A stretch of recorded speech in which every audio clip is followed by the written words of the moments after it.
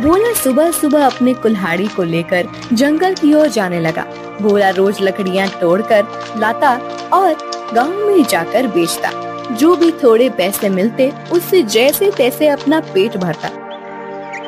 उस दिन जब भोला लकड़ी काटने गया, उसने देखा कि बहुत सारे पेड़ पहले से ही कटे हुए हैं। फिर अरे ये क्या, लगता है आज कलुआ मुझसे पहले आकर लकड़ियां तोड़कर चला गया। वैसे भी कलुआ को तो मुझसे बहुत ज्यादा लकड़ियों की जरूरत होती है, इसीलिए आया होगा। चलो अब जंगल के और अंदर जाना होगा। भोला और अंदर चला गया।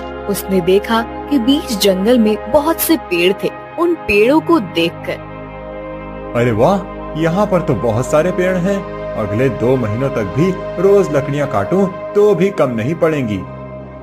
भोले ने पेड़ काटने के लिए कुल्हाड़ी उठाई। तभी उसने देखा कि ऊपर एक बंदरिया अपने नवजात बच्चे के साथ उस पेड़ पर बैठकर फल खा रही थी। वो बंदरिया इतने प्यार से अपने बच्चे को पकड़कर बैठी थी कि उनका प्यार देखकर भोला रुक गया। ये क्या करने जा रहा था मैं? अगर मैंने ये पेड़ काट दिया, माँ बंदरिया और उसके बच्चे का घर टूट जाएगा। नहीं, मुझे ऐसा नहीं करना चाहिए। शायद इस पेड़ पर बहुत सारे फल हैं, इसीलिए ये बंदरिया यहाँ रहती होगी। चलो मैं कोई ऐसा पेड़ काटता हूँ जिस पर किसी जानवर या पंछी का घर ना हो। भोला और आगे चला गया। उसने अपनी जरूरत के अनुसार लकड़ियाँ काटी और उन्हें बेचने चला गया। ऐसे ही दिन बीतते रहते हैं। भोला रोज उस बंदरिया और उसके बच्चे को देखता। कभी कभी भोला बंदरिया को खिलाने के लिए घर से रोटी भी ले आता। एक दिन जब भोला लकड़ी काटने गया, तब उसने देखा कलुआ उसी पेड़ पर कुल्हाड़ी चला रहा था जिस पेड़ पर उस बंदरिया रहती थी। कलुआ को उस पेड़ को काटते देख, अरे कलुआ, ये क्या कर रहे हो? ये कैसा सवाल है? भगवान ने आंखों की जगह बटन लगाकर भेजा है क्या? दिखाई नहीं देता? लकड़ी काट रहा हूँ। वो तो मैं देख रहा हूँ कलुआ, लेकिन इस पेड़ की लकड़ी क्यों काट रहे हो? किसी और पेड़ की लकड़ी काटो।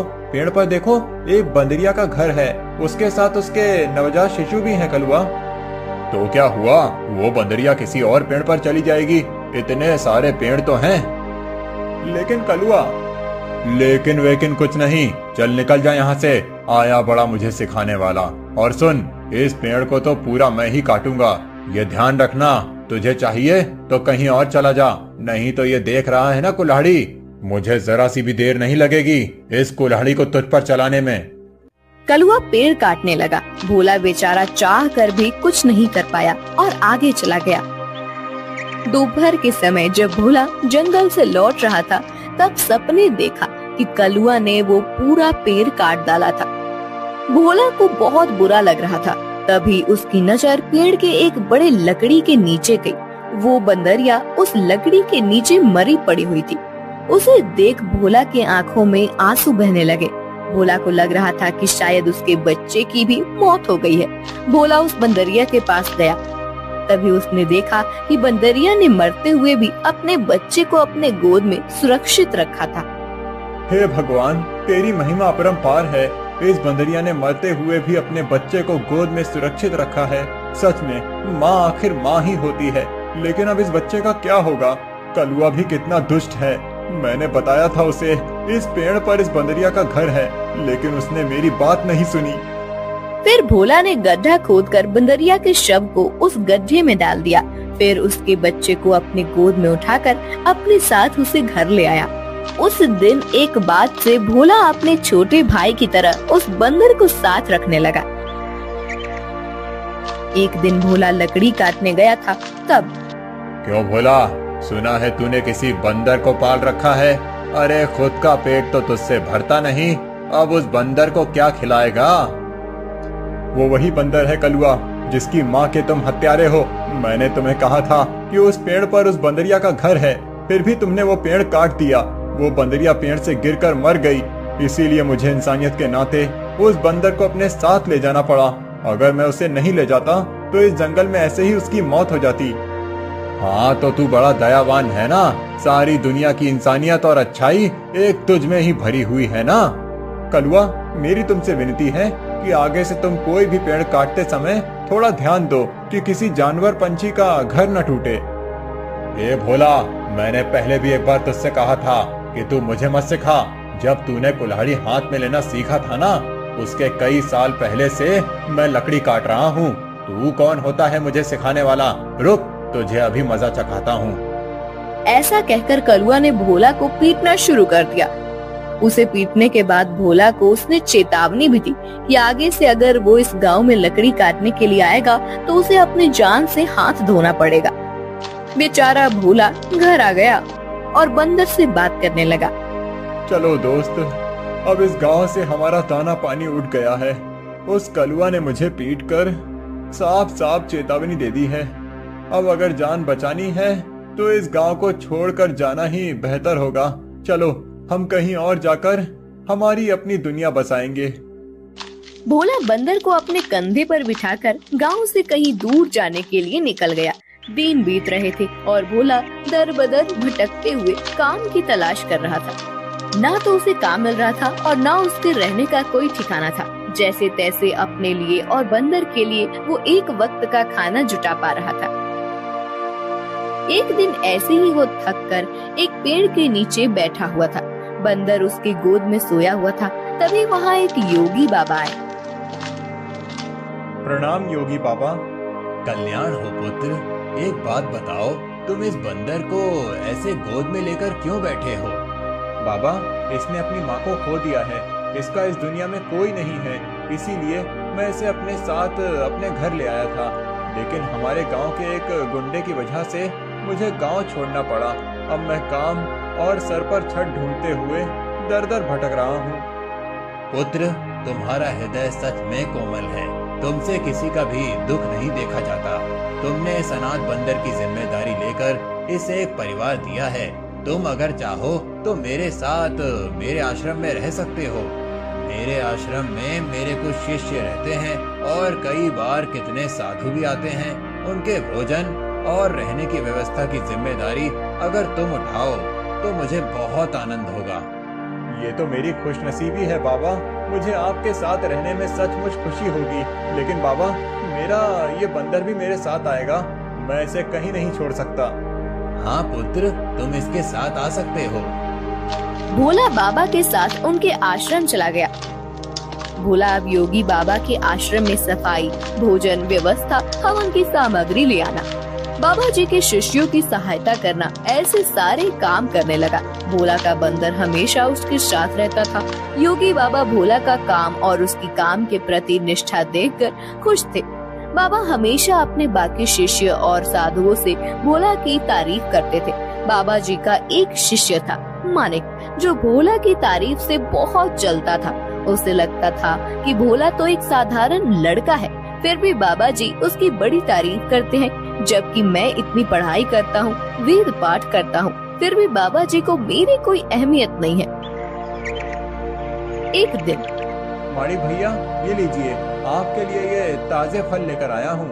भोला, आजकल तुम ज्यादा आलसी हो चुके हो। तुम्हें ज्यादा खाना ना पकाना पड़े, इसीलिए तुम ये फल लेकर आते हो। ऐसी बात नहीं है भैया, वो बाबूजी ने आज सबको फलहार करने को कहा है, इसीलिए मैं फल लेकर आया था। भोला बात कर ही रहा था कि तभी उसका दोस्त बंदर आया और उसने मानिक के फल खा लिए। अरे अरे, ये क्या? अरे संभालो तुम्हारे इस बंदर को। पूरे आश्रम को सर पर उठाकर रखा है। ये बंदर मेरे फल खा गया। भोला, अभी के अभी इस बंदर को भगाओ इस आश्रम से, नहीं तो मैं योगी बाबा से इसकी शिकायत करूंगा। मानिक भैया, मैं आपसे माफी मांगता हूँ और आपके लिए और फल लेकर आता हूँ, लेकिन मेरे इस भाई को मैं अपने से अलग नहीं कर सकता।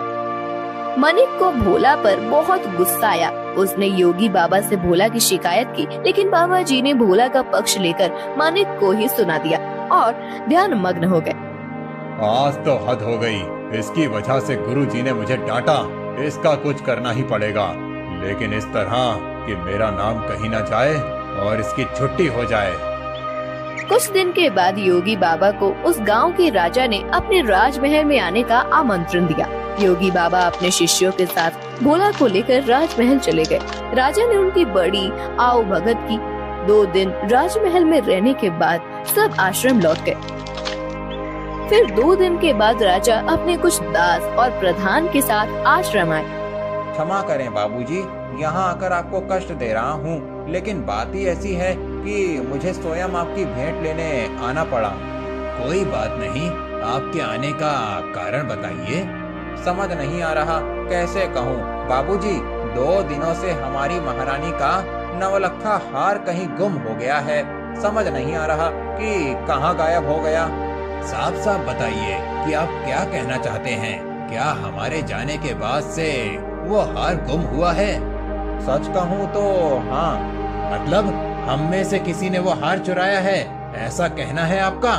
नहीं बाबूजी, मैं आप पर शक करने का पाप नहीं कर सकता, लेकिन महारानी की वजह से मुझे यहाँ पर आना पड़ा। महाराज, आपके यहाँ आने की वजह से मुझे कोई आपत्ति नहीं हुई, लेकिन मैं अपने सारे शिष्यों को अच्छे से जानता हूँ।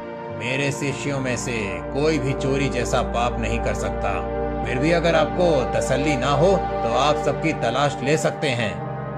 राजा के साथ आए हुए दासों ने सबकी तलाशी ली। तब उन्हें भोला की झोली में वो 9 लखा हार छुपाया हुआ मिला। वो भोला को पकड़कर ले गए। छोड़ो मुझे, मैंने कुछ नहीं किया है। बाबूजी, मैं सच कह रहा हूँ, मैंने चोरी नहीं की। भोला, तुमने चोरी की है? मैं सोच भी नहीं सकता था कि तुम इतनी गिरी हुई हरकत कर सकते हो। नहीं नहीं मालिक भैया, मैं सच कह रहा हूँ, मैंने कुछ नहीं किया। मैंने उस हार को देखा भी नहीं था। बाबूजी, ये लड़का रंगे हाथों पकड़ा गया है। अब मैं कुछ नहीं कर सकता। मुझे इसे सजा दिलाने के लिए महल लेकर जाना होगा। बाबूजी, मुझे बचा लीजिए, मैंने सच में कुछ नहीं किया। आप मुझे जानते हैं, मैं चोरी के बारे में सोच भी नहीं सकता। बुरे से बुरे वक्त में भी मैंने चोरी नहीं की, तो अब क्या करूँगा, मेरा विश्वास कीजिए।